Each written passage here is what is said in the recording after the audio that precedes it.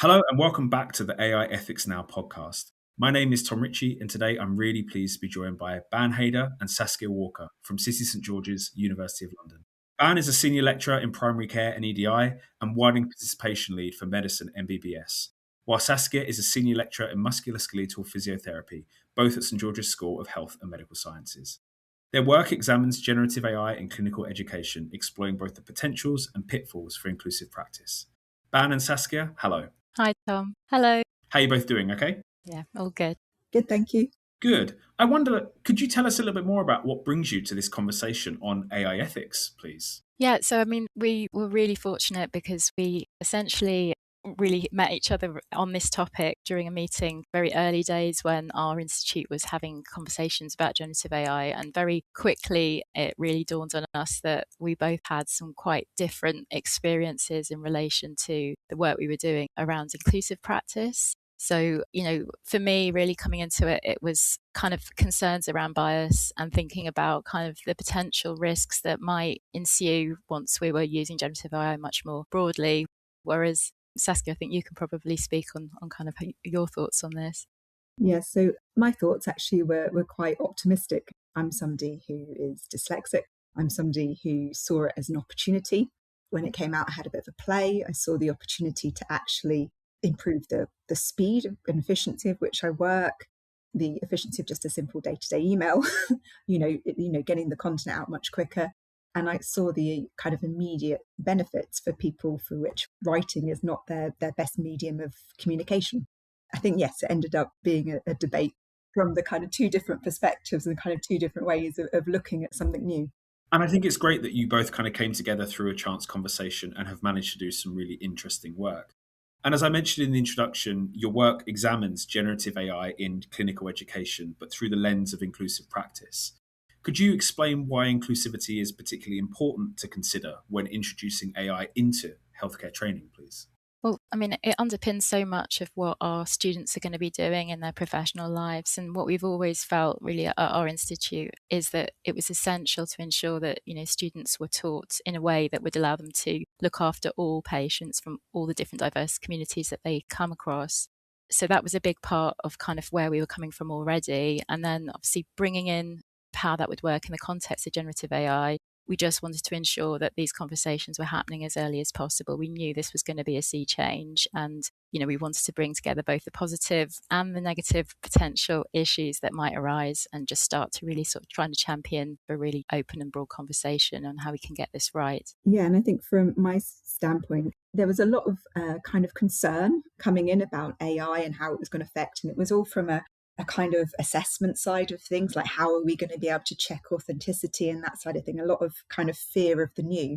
And I'm probably quite an optimist by nature, quite like something new, thought, oh, this has actually got potential. And I think not only from an educational setting where we know from research that those people with a neurodivergent background have to work harder to achieve the same, but also going, it was part of the NHS plan. It's in terms of introducing AI, and just in practice, just day-to-day things you can see can be far easier for clinicians, and also more effective, like note writing and those sort of things, which you can head towards in the future. And also that levels it out for those people who, again, note writing is an additional, can be done, absolutely is done, but it's an additional effort to other people. So I just saw it as a great leveling of that kind of life experience that, it happens. I really like what you say about the positives and the negatives. I think too often in these discussions in university contexts, we either hear about dystopia or utopia when it comes to AI, when the reality is it's much more likely to be in the middle, in an assessment context, but also in a student experience context and the wider spaces that we know that AI has a value for staff and for others. And you've mentioned in your context that AI has potential applications for creating realistic patient vignettes to transforming assessments.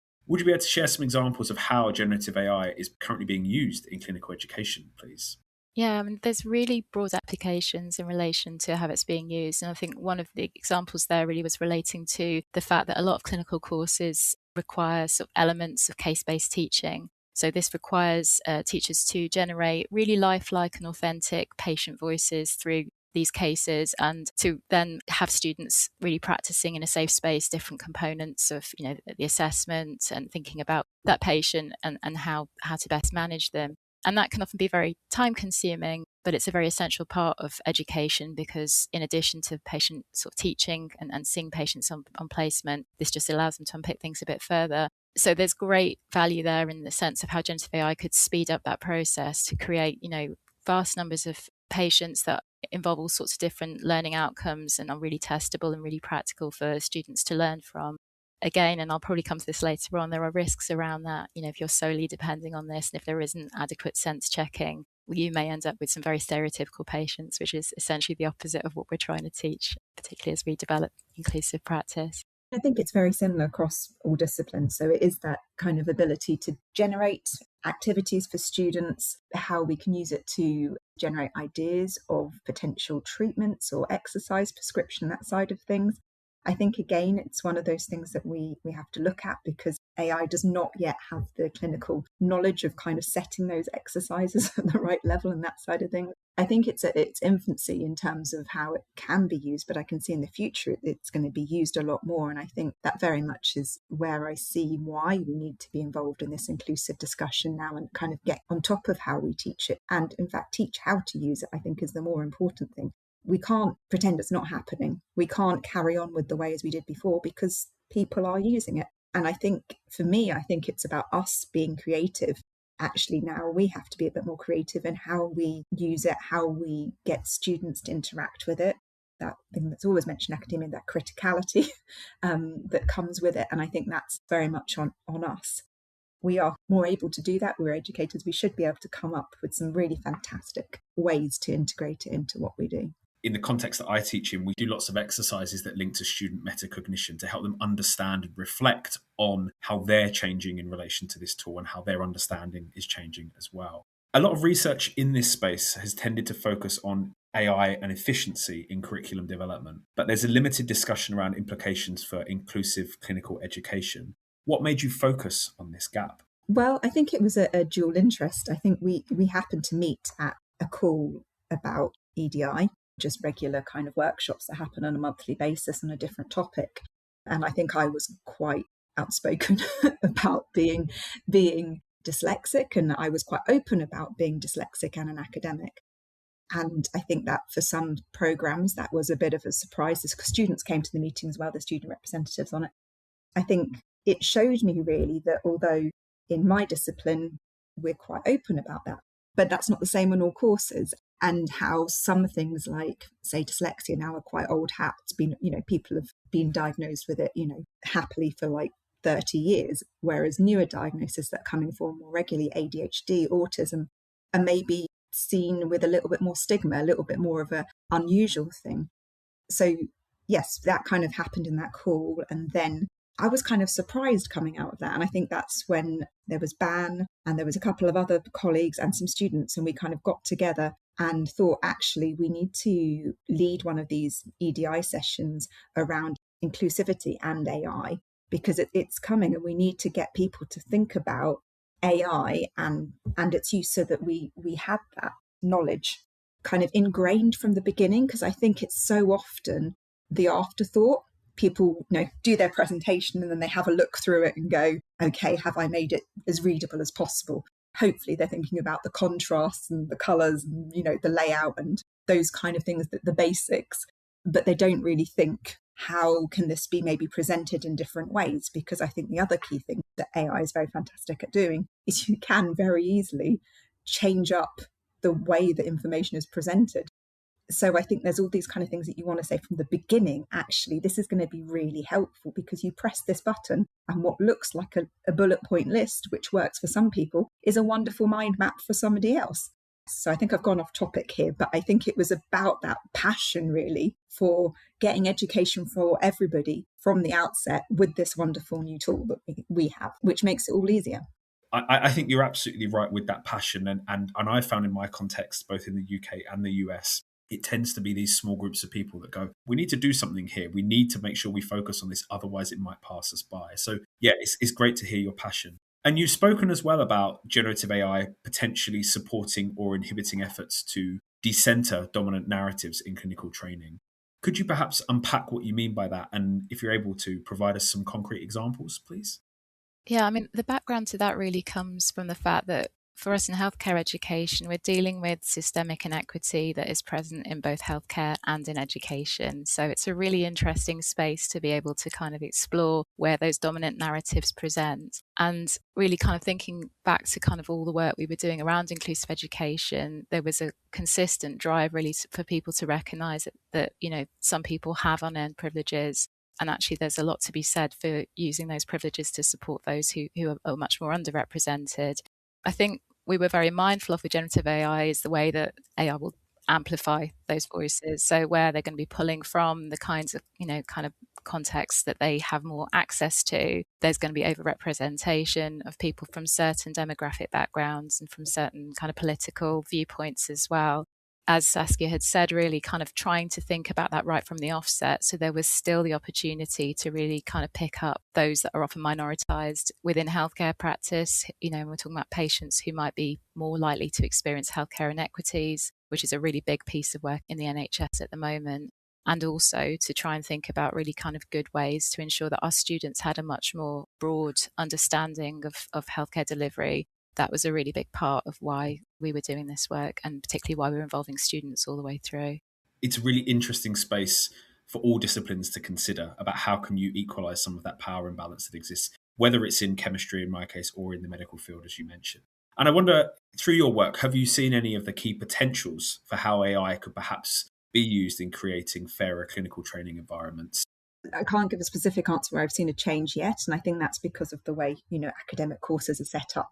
So with curriculums as they are, they have to sort of stay in the same way. But I think knowing our department's going through their kind of standard review process, like it's very much going to be an ingrained part of what we do.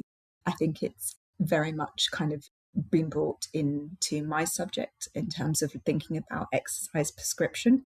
I've found out that people are using it to prescribe, so trying to get them to think about what they're prescribing and kind of using that criticality there, but not yet in kind of, can I give you some outcomes? No, not in that way. I don't know, Ban, have you got any kind of concrete examples from yours? Yeah, I think one of the biggest barriers for people who aren't feeling very confident about writing cases or lecture content, which is more diverse, is not knowing where to start. So actually, AI can be an amazing starting place for idea generation in relation to thinking about different viewpoints, different groups of people, which teachers may sometimes just avoid talking about for fear of getting it wrong. With that comes a healthy dose of you know, caution. You still obviously have to do a lot of sense checking. You've got the risk of hallucinations, but it can be a great platform to springboard off for people who haven't maybe had much experience in that way. In terms of I think all the things that Saskia alluded to for students where, you know, there are these barriers around language, around neurodiversity, we have so much potential in relation to kind of making healthcare education more accessible as we do with all the other areas. And one thing we're looking at a lot in, which again I know is not just specific to healthcare education, is awarding gaps and trying to think about really practical ways to ensure that students are given opportunities to access their education in order to really address those awarding gaps. So I think that's something that will hopefully be very beneficial. I was just going to add to that, and I think it also very much depends on the university policies and how they write them, because I think that, you know, you talked about idea generation with AI, and I think you have to look at how some things are worded from some universities with regards to using it for idea generation. You know, I think sometimes people are too cautious with their guidelines, because I think as somebody within the team recently, there was a paper that went round which was called Writing is Thinking. And I very much understand that there is research showing the connectivity within your brain. There is research about externalizing things. And the whole article was talking about how, you know, writing was a fantastic skill that, you know, helped learning. On the flip side of that, writing for some people produces anxiety. You know, we know people with neurodivergence have a lot of additional anxiety and academic anxiety. And I think, you know, that's where we need to think about some of these policies, because actually, if I put down my ideas on paper, write them how I do it, it takes X amount of time. You know, it's my ideas, I have written stuff down, but the fluency with which I write, and we are judged on that as clever or not based on how well those words go down. So yeah, if I deliver it myself, it looks one way, and I can get it to a really high standard, obviously, where I am, but the work it takes is much longer than my colleagues. I can see my colleagues knock stuff out really quickly. Whereas if I use a large language model and I put it in, I'm suddenly as eloquent as them in the same speed. So I think there is this potential in how we use it, and therefore we need to think about how the policies are written about how people use it. Not that if you put something in AI, you are breaking or it's seen as cheating. It's not necessarily cheating, because are we on an English course and assessing somebody's ability to write the English language? Or are we doing different disciplines where actually we're wanting to think about criticality, we're wanting to think about metacognition, we're wanting to examine those skills? The way we look at how people are examined should be looked at differently. And I think, that's where I think there is potential for really evening out the inclusivity. But I think it involves moving on a lot further in people's thinking about inclusivity, rather than thinking about how do we control that AI might have been used. When AI is used in assessments, it is very, very clear. I haven't yet seen something where I can say, oh, that wasn't AI. Because, you can pick these things up. Like, I know you're probably saying, oh, yeah, but I think when people are like, but, often that it is that hallucination. There is that little tell where the reference list makes no sense. There is something that you can get, or, there's sections that these beautiful fluid bits followed by a really chunky, badly written bit. I just think we need to think about how we're asking, or what we're asking of people, and why are we putting certain limitations on how people use it and perform it, when in fact those become barriers. I agree. And if I think about my own modules, I'm almost at the point now where when I talk through assessments or assignments, I say to students, you can use AI on this, but I want you to tell me why you used it in that way.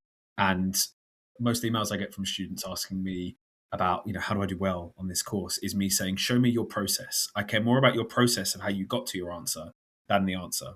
Are there any main pitfalls that really concern you about AI use, where it may, or you may have seen that it's inadvertently reinforced either a bias or created barriers in clinical education? I'm quite happy to take this one, because I think this is really what led me to get involved with this. And I think there's overwhelming amount of examples in relation to where AI will always default to stereotypes when describing certain people from different ethnic communities, obviously extensive issues in relation to image generation. And we've just come through a process of trying to ensure that we are teaching students about clinical signs on a range of different skin tones. This is actually relatively recent work, which has developed quite fast in the last 5 years. Prior to that, a lot of teaching was really, students were only seeing examples of clinical signs on white skin, which is hugely problematic. So the idea now that, image generation might also be built into some of the teaching and some of the work that students are kind of looking at online is quite concerning, because if you default to a picture of a doctor or a physiotherapist, you're going to get very, very stereotypical outputs. And then if you put that in the context of trying to write a case or trying to describe a condition on face value, when you don't really carefully think about your prompts and carefully think about how you're going to start pulling in information that is more reflective, more accurate, then the default is you will produce a really stereotypical output, which is harmful, because we're dealing with people. We're trying to train students to care for people. So that's a really big area of concern. I think also really coming back to the educators, historically, inclusive practice, EDI, whatever you want to call it, has often been viewed as a bolt-on within medical education. And we've worked really, really hard to embed it as a concept, a core concept that is, it's about ethics, it's about clinical practice, it's about, clinical care in every element. We now have the risk of that kind of going backwards if, we're then defaulting to shortcuts and quick ways of generating educational resources. And that's a fear, I think, that is probably quite familiar for different people, but it's definitely a real risk. And I think one of the bigger challenges that we're having is that AI models are increasingly trained on data that's being created by AI models. And so you have the phenomenon of photocopying a photocopy. So AI models that have an inherent bias are creating content that's inherently biased that then gets maximalized in the next version because that's the data that's being drawn on. And I think that's a real pitfall that I've seen come up regardless of discipline and actually regardless of education or not, that we just have to keep in mind of what data is going into this. But I guess it comes back to the point we said about teaching students that criticality when you're using these things, to be able to come at it critically, create critical prompts, and not just go, oh, well, the AI knows everything, which can be, unfortunately, too often a response from students. And with everything that we've spoken about today, I wonder, what steps do you think we can take to ensure a more positive future with AI, please? I think openness would be my first one. I think, change can be scary, but it is essential and, it happens. So I think it's about actually not being scared of change, embracing that something's new, and then looking at how we can most effectively use it and seeing how we might have to change how we do things, but actually for all the reasons that I suppose we've talked about in education. Yeah, I would totally echo that. I think we're in a really exciting time because these conversations are happening already. No one has sort of really thought about AI without thinking, bias exists, or where can this even the playing field? I think that's already happening. But I think it's having those really kind of open, broad conversations and involving different experts within those conversations. So it might not be that everyone around the table is an AI expert, but actually ensuring that, you're getting those different viewpoints and you're kind of getting the opportunity to challenge and kind of think about creating policies and guidance really that is really fit for practice. There has been a revolution in relation to kind of looking at inclusivity in education across different higher education fields in the last 10 years. So I'm very grateful we're having this opportunity to be building in AI at a time when that's already part of the conversation. But I think it's important not to just sort of give it lip service. I think it's important to actually make clear commitments with things. Acknowledging biases is not enough. I think it's actually, okay, the bias is there. What's our workaround on that? How are we going to deliver that? And exactly as Saskia says, really, it's kind of, where's the potential? There's so much opportunity here to make things fairer and actually ensure that students are less likely to be falling into awarding gaps and that patients are less likely to be having poorer health outcomes because of the colour of their skin or their sexual identity. And I think what I really like about what you've both said is it speaks to this idea that AI is a challenge and an opportunity for all the disciplines to actually start talking to each other a bit more again. We've become so hyper-specialised that I imagine you don't speak to many historians on a day-to-day basis, because why would you? But they can give really useful context on the impacts of previous technologies and how we've used them, as you mentioned. And that really was what was behind the module that started all of this podcast over a year ago, and that idea of bringing different disciplines in to have these more critical conversations. Thank you both so much for the opportunity to speak today. It's been really, really interesting to hear about your perspectives from the clinical education perspective. I'm looking forward to speaking again with you in future. Have a lovely rest of the day, and I'll speak to you again very, very soon. Thanks so much. Bye. Thank you, Tom.